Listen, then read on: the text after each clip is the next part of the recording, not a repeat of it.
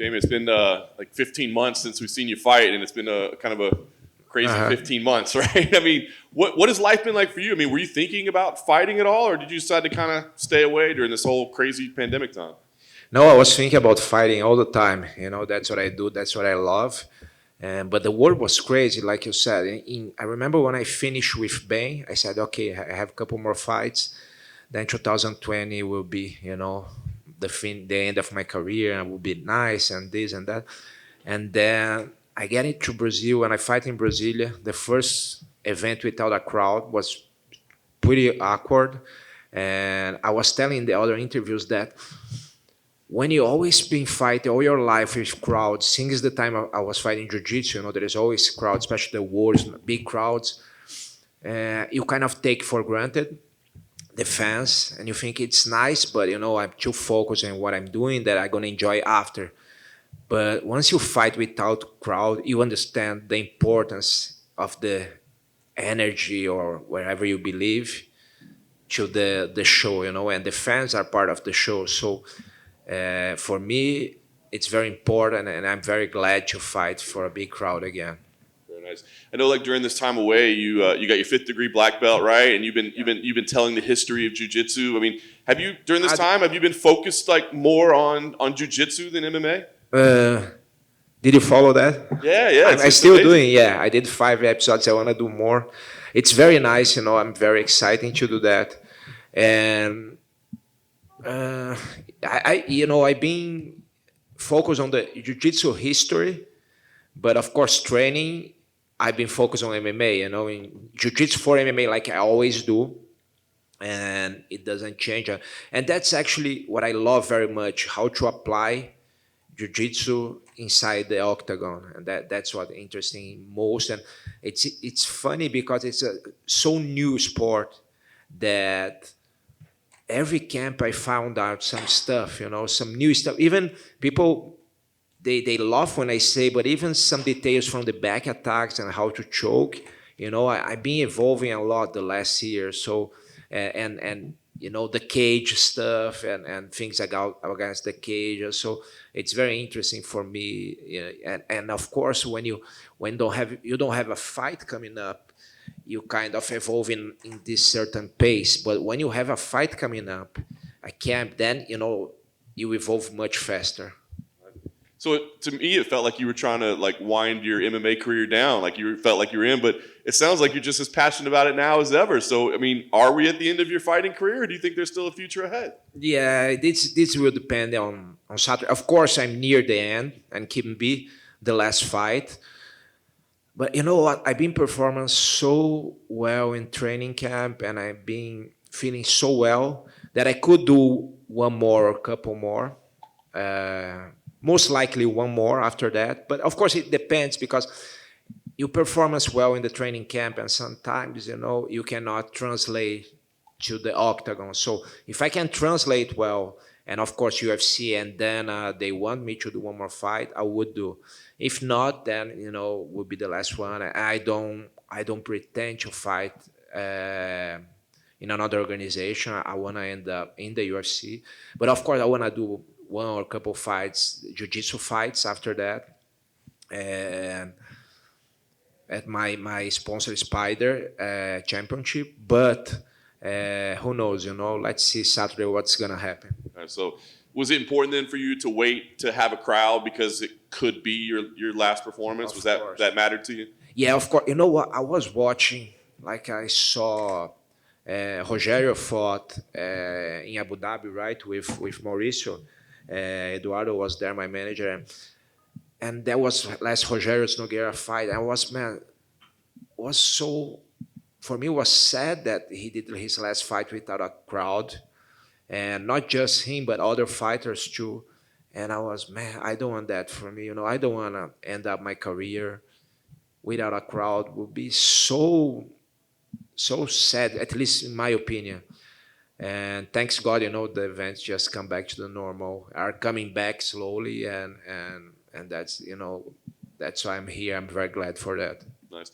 What do you think about the matchup? I mean, obviously anybody you fight is going to be younger than you, right? They're going to be probably a little less accomplished. So what do you think about Belal as an opponent? he's a great upcoming guy. He's evolving for sure.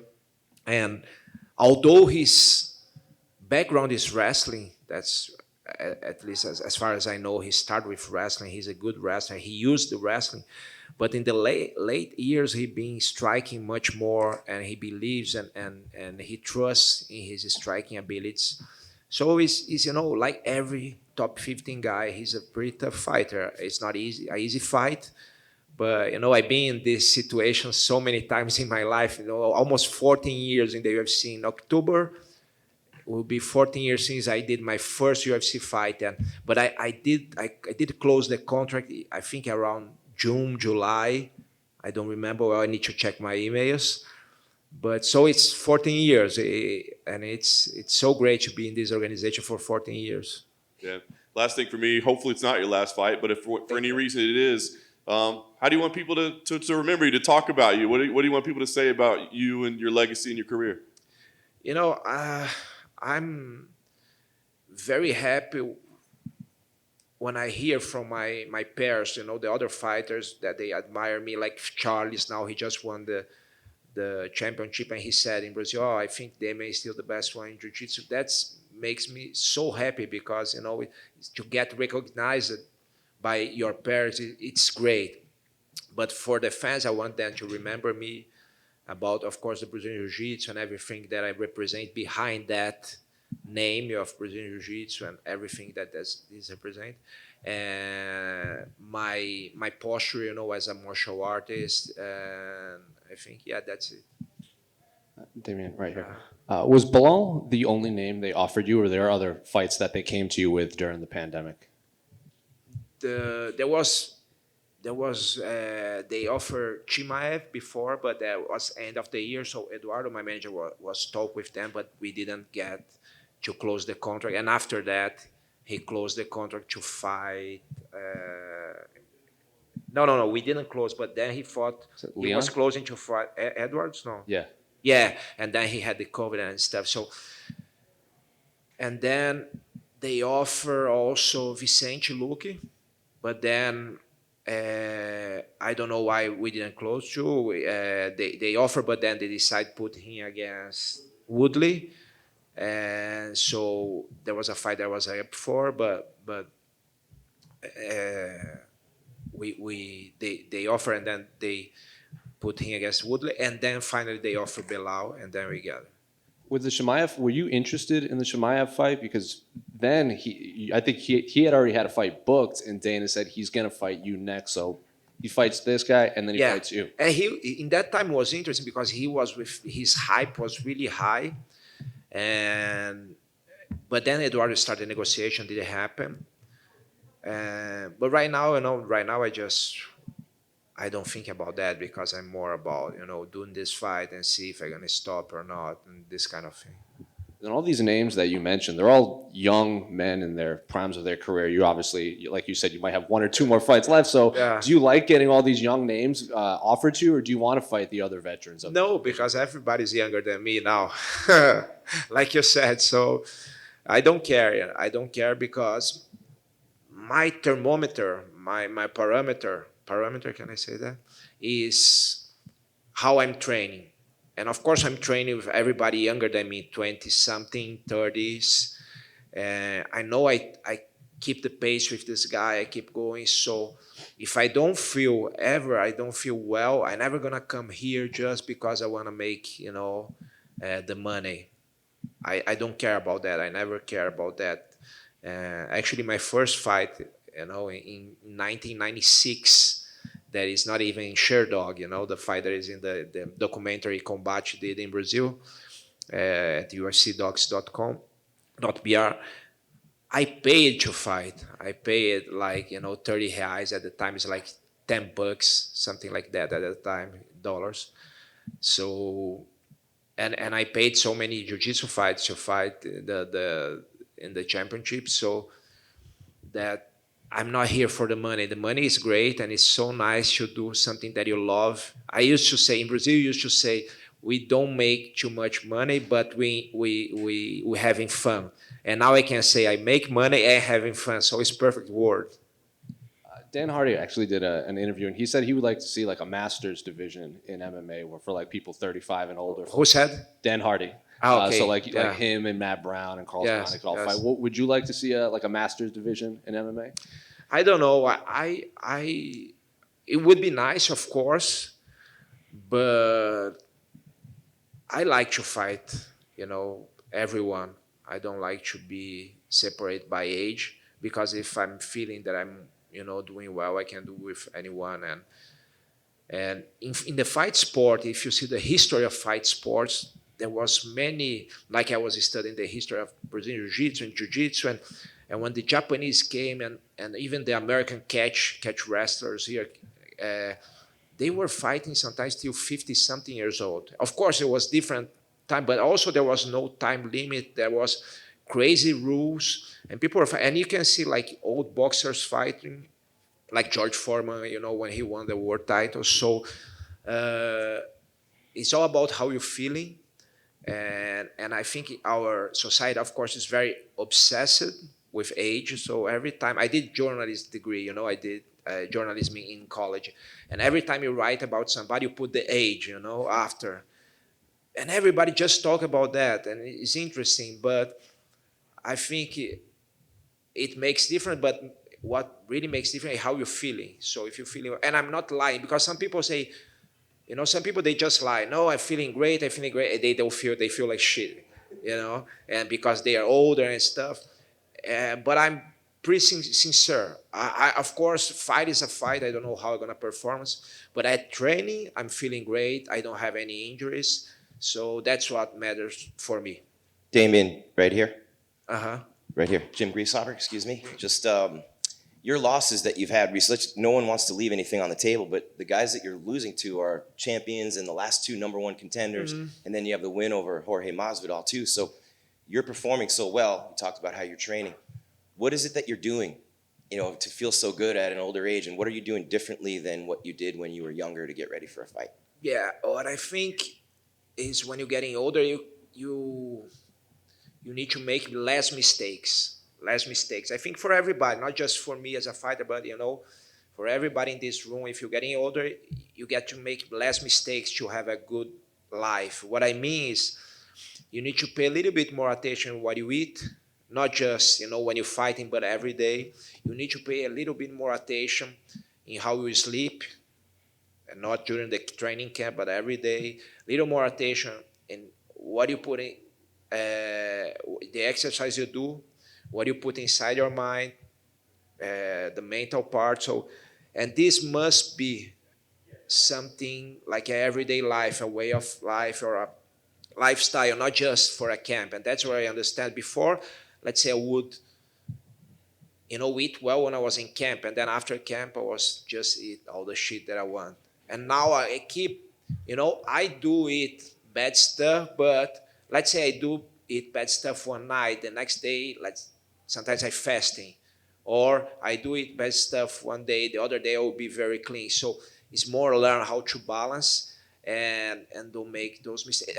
It's pretty much the basic things that people don't pay attention, like sleeping, eating, and mental health, and these kind of things that we need to be aware.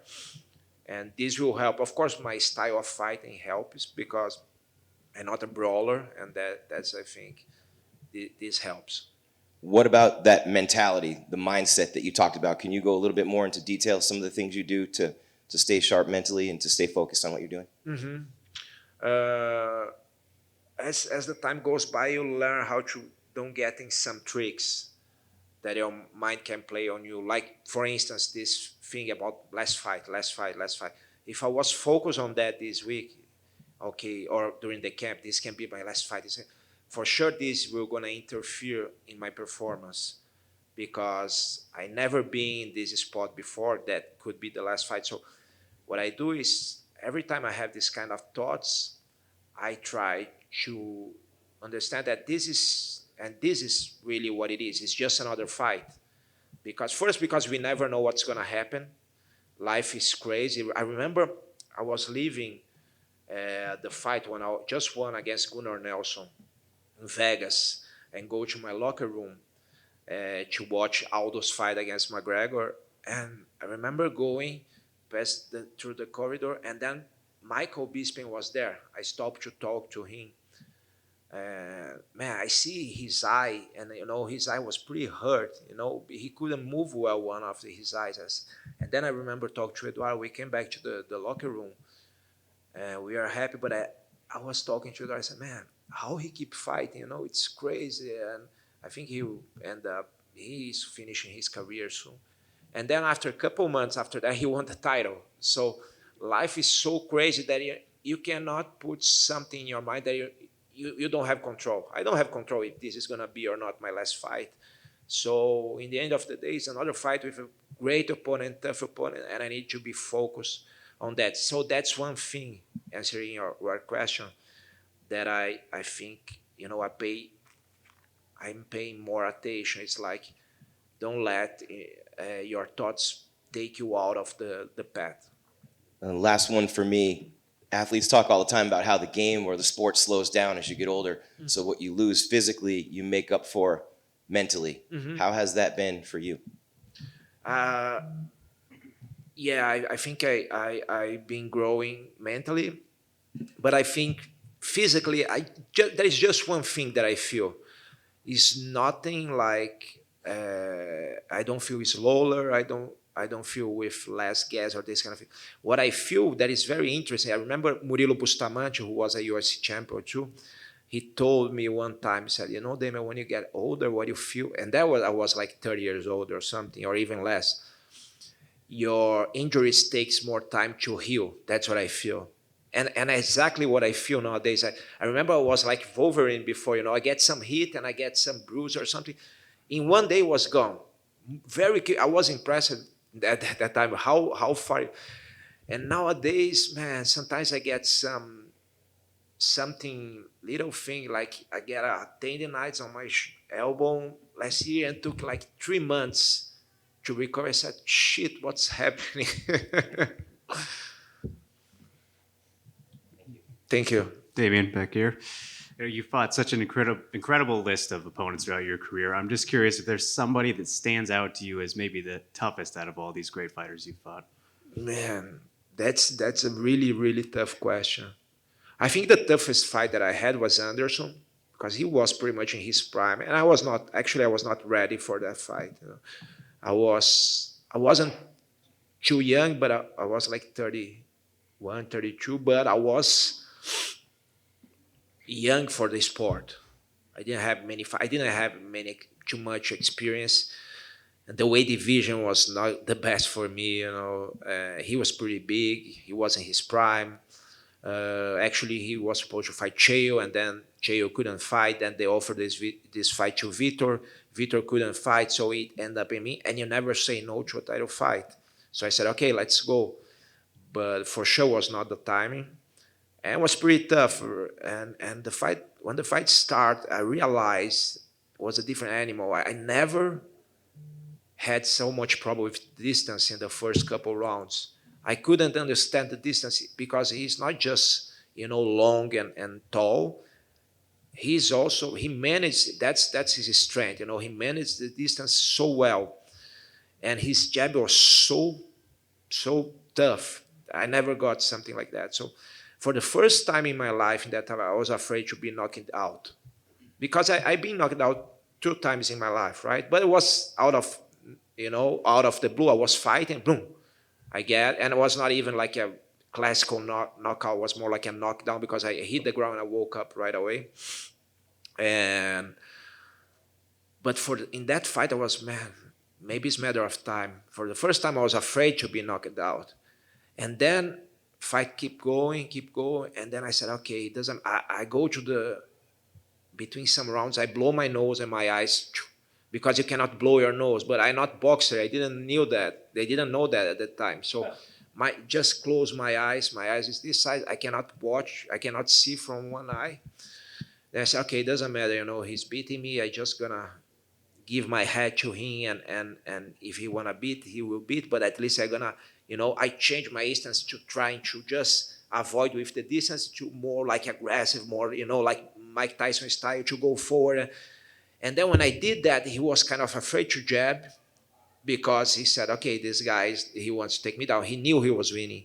So the first thing I did, I faked that I was going to the leg, and I came back with a hook, and I really landed that hook. I think that it was today he would go down, But in that time, he had a pretty tough chin. I remember my hand I feel my hand, I felt my hand, I said, my God. And then I run into him, try to knee or some crazy stuff.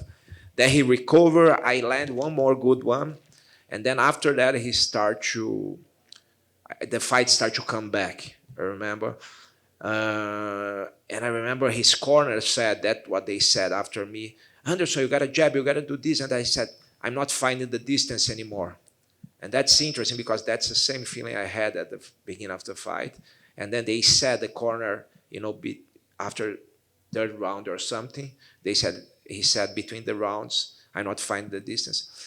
And that fight was important for me because it proved that I could, last and resist with that guy, even in a very bad situation. It's not that, I was able to take him down and use my game. I was all the time in his game. And I think a lot of people start to respect me after that. And I think that fight, even though it was a loss, put me in a different spot in the eyes of everybody, the media, the fans, and the coaches and the fighters, everybody. How do you think he's going to do in his boxing match? It depends, Anderson, he's still great. He's a genius on his stand-up game. But I don't know how he's doing, how he's training, because it doesn't matter how good you are, if you're not in, training in a good shape. I don't know. I'm not saying that's the case, but if you're going there just for the money, it's very likely that I don't think that's a reason that's gonna make you be sharp. But if he's going that for the challenge and he's training well, he's not injured, then I think he can do. Well, who is fighting? Roy Jones? Julio Cesar Chavez. Julio Cesar, yeah. It's a tough one, All right, best of luck, Damian. Thank you. Thank you. It's good. Guys, thank you very much. I see you on Saturday.